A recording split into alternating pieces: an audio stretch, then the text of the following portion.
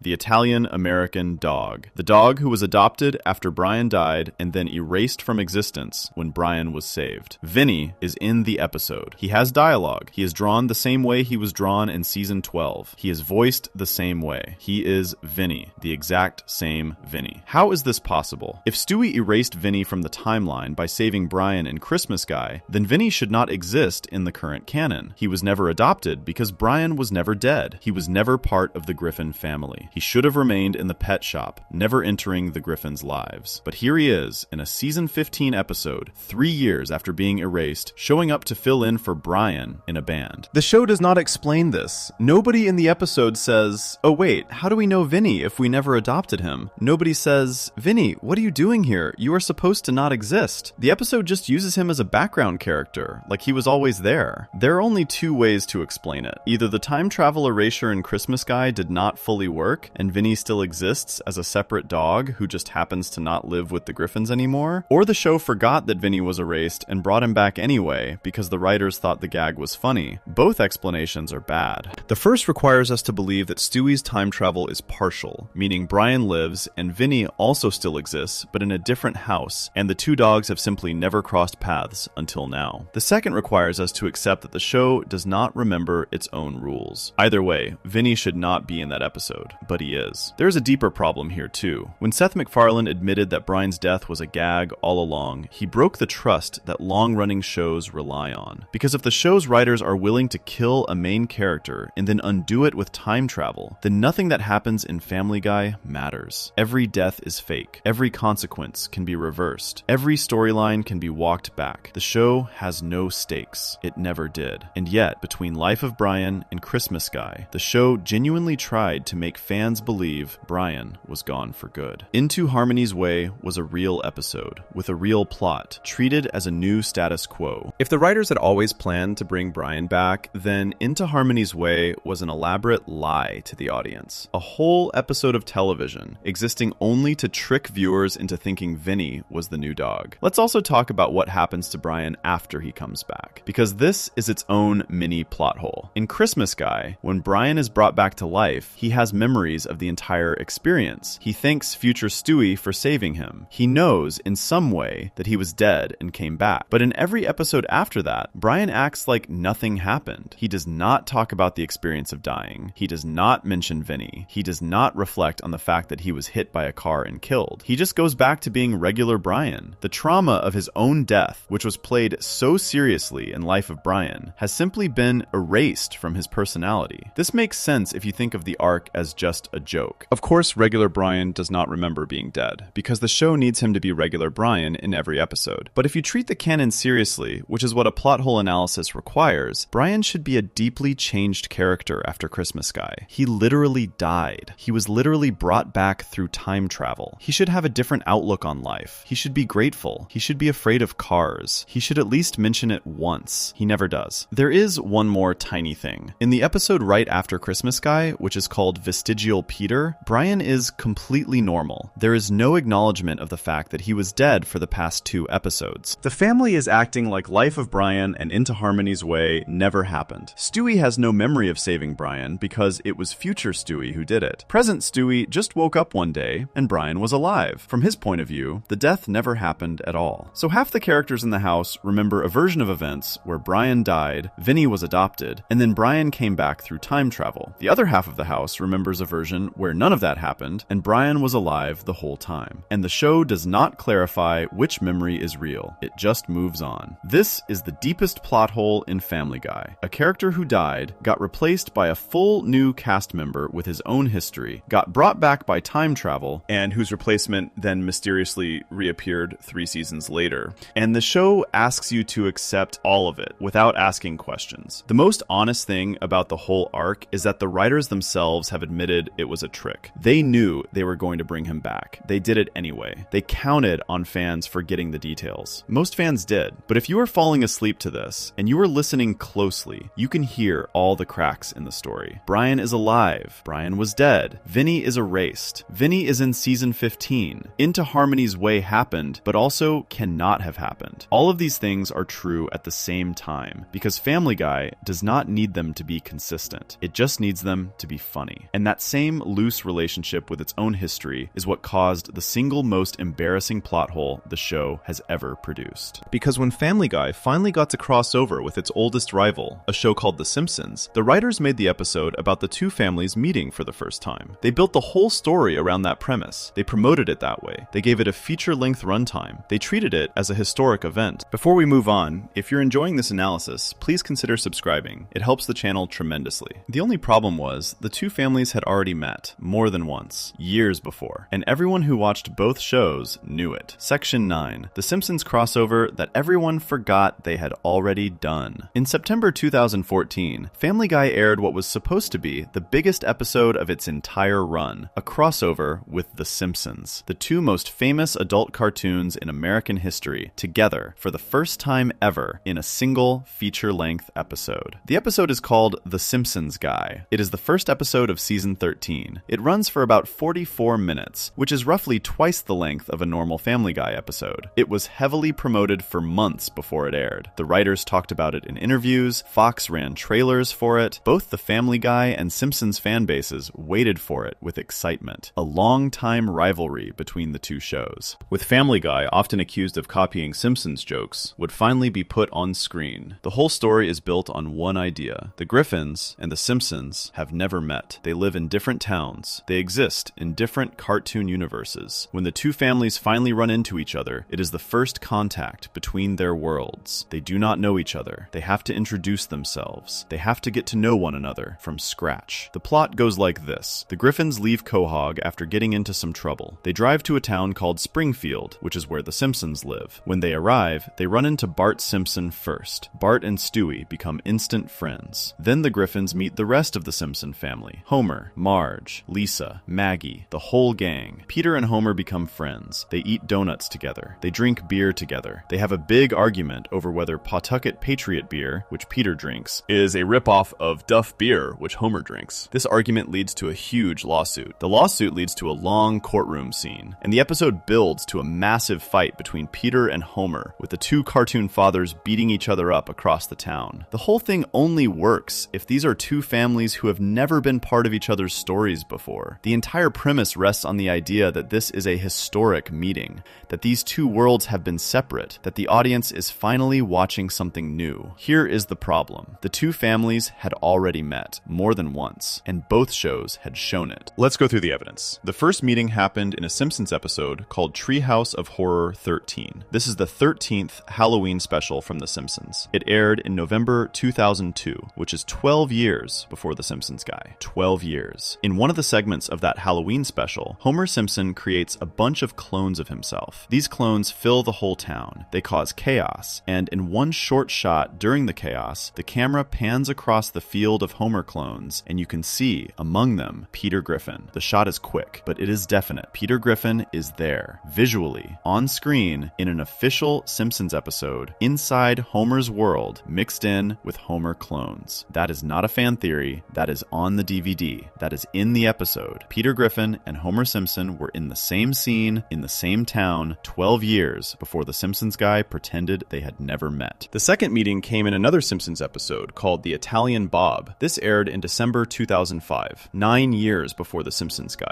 In this episode, the Simpsons travel to Italy. While they are there, at one point, they look at a book of criminal mugshots. The book is filled with cartoon characters wanted for crimes. Among the mugshots is Peter Griffin. His face is there, clearly visible, listed as a criminal. Right next to him is Stan Smith from American Dad, another Seth MacFarlane show. The joke in the scene is that Peter is wanted for, in the show's words, plagiarism. Stan is wanted for plagiarism of plagiarism. The joke is clearly about Family Guy being accused of copying The Simpsons, and American Dad being accused of copying Family Guy. So in 2005, The Simpsons officially put Peter Griffin on screen, in their world, as a criminal in Italy, 9 years before the crossover that treated the two families as strangers. The third meeting happened the other way around, on Family Guy itself. In a Family Guy episode called Cool Hand Peter, which aired in season 6 in 2008. This is 6 years before The Simpsons guy. In the episode, Peter and his friends are put on trial. The courtroom is filled with a jury made up of cartoon characters, and among the members of that jury, sitting there, listening to the case, is Homer Simpson. That is not a background cameo. That is a speaking appearance. Homer Simpson is drawn in the Family Guy style, sitting in the jury box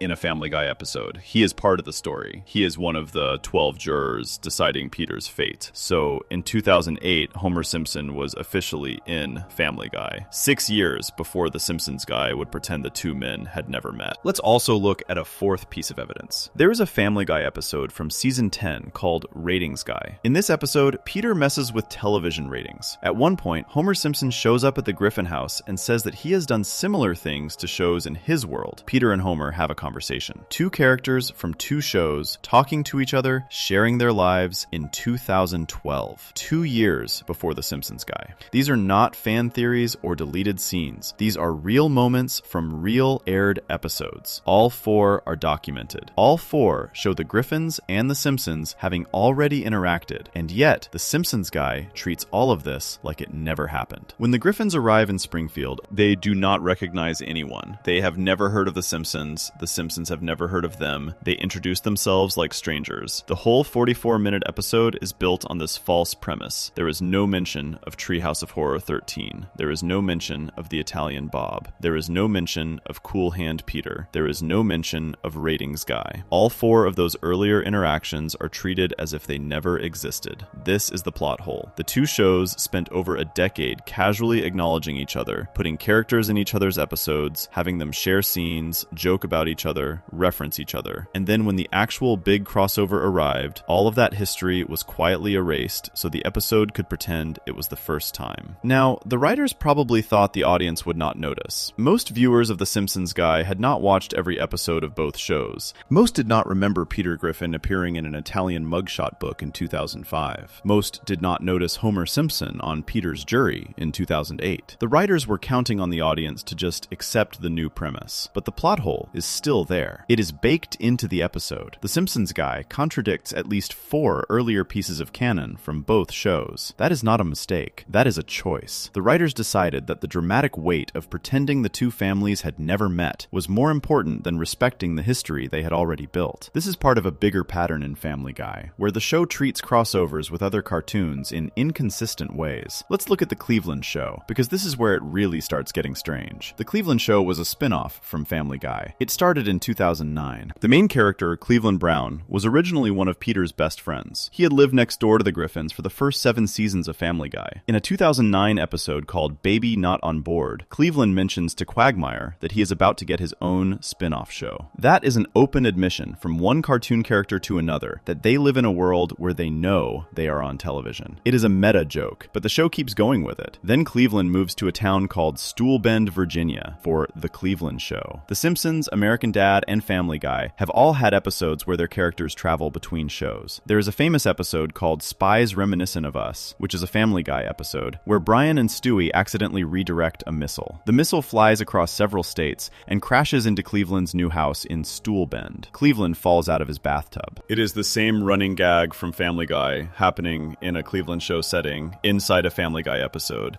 This proves that Family Guy and the Cleveland show take place in the same universe. They are in the same reality. The characters can reach each other geographically. Then there is American Dad, another Seth MacFarlane show. In the three-way crossover episode called Hurricane from 2013, Peter Griffin, Cleveland Brown, and Stan Smith from American Dad all appear together at the end of the episode. Their three houses end up in the same neighborhood after a storm. They face off against each other. 3 worlds, 1 scene, 1 ending. So, according to the show's own canon, all 4 Seth MacFarlane cartoons exist in the same world. Family Guy, The Cleveland Show, American Dad, and the spin-offs are all connected. The characters know each other, they can travel between their towns, they can meet up. But The Simpsons is not a Seth MacFarlane show. The Simpsons is made by a completely different creative team. Yet the two shows have been referencing each other for decades, with characters appearing in both. And when the big crossover happened, the show decided to pretend none of that history existed. This is the plot hole that matters. Family Guy has no consistent rule about which other cartoons are in its world. The Cleveland Show and American Dad are in. That is canon. The Simpsons might be in, based on the 4 earlier crossovers. But then the Simpsons guy said no, they are not in. They are separate. We have never met before. The canon is broken. And it gets worse when you look at smaller cartoon references in Family Guy over the years. Characters from the Flintstones have appeared in Family Guy episodes. Characters from Star Wars have appeared. Characters from the Muppets have appeared. Cartoon characters from 100 different shows have been part of Family Guy cutaways and jokes. Each time, the show acts as if those characters exist in the Family Guy world. But when it comes to the actual canon of crossovers, the show never clarifies which ones count. Are Bart and Stewie friends in the current Family Guy canon? Based on The Simpsons guy, yes. Have they met since? The show does not really say. Are The Simpsons part of the larger Seth MacFarlane cartoon universe that includes Cleveland and Stan Smith? Unclear. The writers have never answered. There is one more detail about The Simpsons guy that is worth mentioning. At the end of the episode, Peter and Homer's fight destroys a lot of Springfield. Buildings are wrecked, people are injured, there are real consequences to the battle. And then the episode ends, and the two families go their separate ways, and Family Guy never mentions Springfield again. If The Simpsons really exist in the Family Guy world, and Peter just had a 44-minute adventure in their town, he should remember it. He should reference it. He should mention Homer or Bart or Lisa in later episodes. He does not once. After The Simpsons guy aired, Family Guy went back to acting like The Simpsons do not exist, just like they did before the crossover. That is maybe the strangest part of the whole thing. The crossover did not change anything. The two families met, they fought, they became friends at the end, and then nothing. The worlds went back to being separate. The canon went back to being unclear. So what is the real status of The Simpsons in Family Guy canon? The show has shown us that Peter appeared in Springfield. The show has shown us that Homer appeared in Quahog. The show has shown us a 44-minute episode where the two families met for the first time. And the show has also shown us that none of these things matter because the two worlds remain separate in every other episode. That is not a canon. That is a mess. The only time the show is honest about this mess is when it comments on it through jokes. In a later episode, Peter makes a reference to having met the Simpsons, and other characters are confused. In another episode, the show jokes that the crossover never really happened. These jokes suggest that even the writers know they created an unsolvable problem. They know they cannot decide what counts. All of this is really just a symptom of a bigger issue. Family Guy treats its own canon as a suggestion. It is willing to rewrite history whenever it helps a specific episode. The Simpsons guy is the biggest example, because it rewrote 14 years of crossover history in one 44-minute special. But the pattern is everywhere. Every time Family Guy does something that feels like a huge event, it usually ends up breaking some earlier rule the show had set for itself. Before we move on, if you're enjoying this analysis, please consider subscribing. It helps the channel tremendously. And if you thought the show was bad at keeping its relationships with other cartoons straight, wait until you see how bad it is at keeping track of its own neighborhood. Because there is one house on Spooner Street that has been destroyed so many times, in so many different ways, that it should have been reduced to rubble years ago. It is always rebuilt by the next episode. Nobody ever sees the construction workers, nobody ever files an insurance claim, and the man who lives in it has kept falling out of the same bathtub in the same spot for more than 20 years, even after he moved to a different state. Section 10. 10, the Cleveland house that cannot stop being destroyed. And every other running gag the show quietly broke. Cleveland Brown lived at 31 Spooner Street for the first 7 seasons of Family Guy. His house was right next to Peter's. And for those 7 seasons, a very specific joke happened over and over again. The joke goes like this. Something crazy happens in the neighborhood. Usually Peter is involved. Some kind of disaster. A stolen animal, a car crash, a rocket, a flying object. Whatever the cause, the disaster ends up crashing into Cleveland's house. The whole front wall of his house falls away. The floor of his bathroom tilts. And there, sitting in his bathtub, up on the second floor, is Cleveland taking a bath. Cleveland yells out the same line every time. He says, "What the hell?" and then slides down the tilted floor as his bathtub slips off the edge and crashes to the ground in front of his house. As the tub is falling, he yells, "No, no, no, no, no, no," and then lands with a thud. This is called the bathtub gag. It is one of the most famous running jokes in the history of Family Guy. Fans love it. The writers have used it more than a dozen times across the show's run. But it is also one of the most broken things in the entire show. Let's start with the most basic question. How does his house keep getting rebuilt? Every time the gag happens, the front wall is completely destroyed. The bathroom is exposed. The bathtub is shattered on the lawn. This is not minor damage. This is a collapsed house. The kind of damage that, in real life, would require weeks or months of construction to fix, plus a huge insurance claim, plus permits from the town, plus contractors, plus new materials. In Family Guy, the house is always fixed by the next episode. Nobody ever sees workers repairing it. Cleveland never misses any time from his job to deal with it. He never complains about how expensive it is. He never yells at Peter for damaging his property. The house just snaps back to normal. Every single time. The first time the gag happened was in a season 3 episode called Hell Comes to Quahog. Peter buys a tank at a car dealership. He drives it around. He accidentally blows up the front of Cleveland's house with the tank's cannon. Cleveland falls out of the bathtub. It is a shocking moment. It is supposed to be a rare disaster. Peter is genuinely horrified. The second time it happens was in season 3 too, in an episode called Barely Legal. Peter steals a giraffe from a zoo. The giraffe is scared by Quagmire and runs away. It stumbles backward into Cleveland's house. Wall collapses. Bathtub falls. Cleveland makes a note that he really needs to stop taking baths whenever Peter is doing anything nearby. By the third or fourth time, Cleveland's reaction stops making sense, because a real person, after having their home destroyed twice in a short time period by the same neighbor, would do something about it. They would move. They would sue. They would change their bathing schedule. They would at least stop keeping their bathtub on the second floor, near the front wall, in the exact spot where it seems to be destroyed every month. Cleveland does none of those things. He keeps bathing in the same tub, in the same spot, in the same house, with the same weak front wall. He does this for 7 seasons. The bathtub gag happens again and again and again. Every time he is caught off guard. Every time he reacts as if this is the first time it has ever happened. Every time the house is magically fixed for the next episode. Now here is where the plot hole opens up further. In 2009, Cleveland left Quahog. He got his own spin-off show called The Cleveland Show. He moved to a town called Stool Bend, Virginia, which is far away from Rhode Island. He bought a new house there with his new wife and new family. That new house was supposed to be his fresh start. The bathtub gag followed him. In a Family Guy episode called Spies Reminiscent of Us, which aired in season 5, Stewie and Brian are trying to redirect a missile that is heading toward Earth. They need it to land somewhere it will not cause too much harm. Through a series of events, the missile flies across the country and lands directly on Cleveland's new house in Stool Bend, Virginia. The bathtub gag happens. Cleveland falls out of the tub in exactly the same way, in a completely different state, hundreds of miles away from Peter. This is physically impossible. Peter did not cause the missile to hit Cleveland's house. Stewie and Brian did. And yet Cleveland, in his new life, in his new house, in a new state, is still falling out of the same bathtub. The universe itself seems to have decided that wherever Cleveland bathes, his house will be destroyed at some point, no matter where he lives. That is already strange. It gets stranger. In a Family Guy episode called Brian's Got a Brand New Bag, Peter is watching a movie. Something crazy happens. A car crashes. The car flies out of control and smashes into Cleveland's old, empty house in Quahog. Cleveland does not live there anymore. He has moved to Virginia, but the house is still standing, and when the car hits it, the now empty bathtub on the second floor falls out of the wall and crashes to the ground, exactly like in every previous bathtub gag. The bathtub is still there. It is still in the same spot. It is still connected to the same weak part of the wall. After it lands, Peter says, "Oh, that's right, Cleveland moved." As if the show itself is pointing out the plot hole. Nobody has been using that bathtub for months, but somebody has been keeping it up there in the same spot, waiting for the next time it needs to fall. Then, Cleveland eventually moves back to Quahog. His spin-off show ended. He came back to Family Guy. He took his old house back at 31 Spooner Street. The bathtub gag kept going. It also became something even darker. In one episode of The Cleveland Show, the same bathtub gag happens, but this time it is not Cleveland in the bathtub. It is his ex-wife, Loretta. She slides down the collapsed floor, the bathtub falls, and she hits the ground. Unlike Cleveland, she does not survive. She is killed by the fall. The show treats it as a joke, but it is also the canonical death of a character who was part of the original Family Guy cast. Think about that. The same running gag that Cleveland has survived a dozen times kills his ex-wife the first time she experiences it. The house is the same, the bathtub is the same, the angle of the fall is the same. The only thing different is who is in the tub, and that is enough to make the difference between a laugh and a death. That is a plot hole inside a plot hole, because if Loretta can die from the bathtub fall, then Cleveland should have died any of the dozen times it happened to him. He should have died the very first time, in Hell Comes to Quahog, back in Season 3. Now let's zoom out, because this is the final section, and the bathtub gag is just one example of the show's larger problem. Cleveland is a character who has drifted across realities. His speech pattern is another example. Cleveland talks slowly. He drags his words out. It is a defining part of his voice. In a Family Guy episode called Death Lives, there is a flashback to Peter meeting Cleveland in the 1970s. In that flashback, Cleveland is already talking slowly, the same way he does in the present. That is the story. But then, in a Season 4 episode called Blind Ambition, there is a different flashback. This one shows Cleveland as a fast-talking auctioneer earlier in his life. He speaks quickly, rapidly, at high speed. A totem pole then falls on his head, and the injury is what causes him to start talking slowly from that point on. These are two different origins for the same voice. In one, Cleveland was always slow. In the other, he got that way from head trauma. Then the Cleveland Show has its own version. In its first episode, we see Cleveland as a teenager, already talking slowly, which matches the Death Lives version, but not the Blind Ambition version. The show has 3 different explanations for why Cleveland sounds the way he does, and none of them match. Let's look at a few more tangled threads in the show before we wrap up. Adam West was the mayor of Quahog for most of the show's run. He was voiced by the real actor Adam West, who played Batman in the 1960s show. Adam West passed away in real life in 2017. The show paid tribute to him, but Mayor West, the character, kept appearing in episodes after that, sometimes in ghost form, and sometimes not. The show could not decide if he was dead or alive. He was killed on screen, and then showed up alive again, and then was referenced as dead, and then appeared as a ghost, and then appeared without any acknowledgement of being dead at all. Another character, Diane Simmons, the news anchor, was murdered in a full serious episode called And Then There Were Fewer. This was a big deal. The show made it feel like a real murder mystery. She was actually killed off, but Diane's name continues to pop up in later episodes in confusing ways. Flashbacks use her, characters reference her being around. The show is not consistent. Then there is the house itself. Peter and Lois's house, the one everyone associates with Family Guy. The layout of the house has changed dozens of times across the show. The kitchen door sometimes leads to the backyard. Sometimes it leads to the dining room. Meg's bedroom is upstairs in some episodes. It is shown to have a window that should not exist based on the outside shape of the house. In one Season 1 episode, the welfare check sent to Peter is addressed to 72 Spooner Street. In every other episode of the show, the Griffins live at 31 Spooner Street. 2 different addresses. Neither has ever been explained. Peter's jobs are another mess. He started at the Happy-Go-Lucky Toy Factory in Season 1. Then he worked at a brewery. Then he worked on a fishing boat. Then he worked at a carnival. Then back at the toy factory. Then at the brewery again. He changes jobs in the middle of episodes sometimes, with no transition scenes. Some of these jobs happen at the same time. The show never explains how he manages to have 3 jobs at once, or which one is his real, current job. There is a Griffin baby that appeared in one episode and was never seen again. In a Season 1 episode called The Sun Also Draws, Peter mentions in passing that he had another child who died. The child is never named, the circumstances are never explained, the episode moves on, and the show never brings it up again. A dead Griffin child, casually mentioned once, forever unresolved. Then we get to the biggest running joke Family Guy ever pulled on itself, an episode called Back to the Pilot, which aired in Season 10. In that episode, Brian and Stewie use the time machine to travel back to the very first episode of Family Guy, which aired in January 1999. They walk around around the old Griffin house, they see their younger selves, they see the old Peter, the old Lois, the old Chris, Meg, and Stewie, all drawn in the rougher style of the Season 1 animation. The joke of the episode is that Brian and Stewie openly make fun of how different everything looked back then. They point out that the house has changed. They point out that the characters talked differently. They point out that the animation was lower quality. They point out that the jokes back then were much longer, with cutaways that lasted forever and had no purpose. They are laughing at their own show, using their own time machine, inside their own episode. This episode is the show's most honest moment about all of the plot holes we have been covering. It is Family Guy looking at Family Guy and saying, yes, we know, our past does not match our present, and we think that is funny. But an honest joke is not the same thing as a solution. Back to the Pilot does not fix any of the plot holes in the show. It just points at them and winks. The Stan Thompson problem is still there. The Brian origin story is still a mess. Kevin Swanson still has 2 versions of himself. Bonnie still spent 10 years pregnant. Quagmire is still 61 years old and 18 in 1984. Cleveland's house still gets destroyed and rebuilt. None of this gets resolved. And at the end of Back to the Pilot, the 2 Stewies end up meeting multiple future versions of themselves from different timelines. Dozens of Stewies and Brians show up. The whole episode gets tangled up in its own time travel rules. The time machine keeps being used in later episodes too, despite supposedly being destroyed before and after Brian's death. Nobody ever explains how it keeps coming back. If you have listened to this whole video, you now know the full map. Peter has 2 fathers, but a whole family tree of impossible ancestors. Brian has 3 separate origin stories, none of which can all be true. Stewie's head was either born that way or shaped by hitting a ceiling. Meg's real father is a man named Stan Thompson that the show has refused to show us in over 20 years. Quagmire is 61 years old, according to his driver's license, and also Peter's teenage classmate in 1984. Bonnie was pregnant for a decade. Kevin Swanson died in Iraq, came back with a fake coma story, admitted he went AWOL, and then had a second version of himself show up at the same door in the same episode. Brian died, got replaced by a whole new dog, came back through time travel, and the replacement somehow still exists in later seasons. The Simpsons had already met the Griffins 4 times before their big first meeting episode. Cleveland's house has been destroyed a dozen times and always rebuilt by morning. None of this is a mistake. That is the most important thing to understand. Family Guy is a show that knows exactly what it is doing. The writers know the contradictions are there. Seth MacFarlane has admitted in public that they do not care about keeping the timeline straight. The show has built an entire identity around being inconsistent on purpose. In their mind, every episode should stand alone. If a joke works, use it. If a character death gets ratings, do it. If time travel can undo the death later, use that too. Do not worry about how it all fits together, because it is not supposed to fit together. That is also the reason this video works, because there is no single answer to any of it. There is no final resolution. There is no big reveal at the end that ties everything together. Family Guy will never fix any of this. In 20 more seasons, Peter will still have 2 fathers. Stewie will still have a fake British accent and a possibly squashed head. Meg will still have a biological father named Stan Thompson that she will probably never meet. Cleveland's house will still fall down in every other episode and be standing again before the credits roll. The mess is the show. The show is the mess. And the show does not care, because it never has, and it never will. If you enjoyed this video essay, make sure to subscribe. Thanks for watching, and I'll see you in the next one.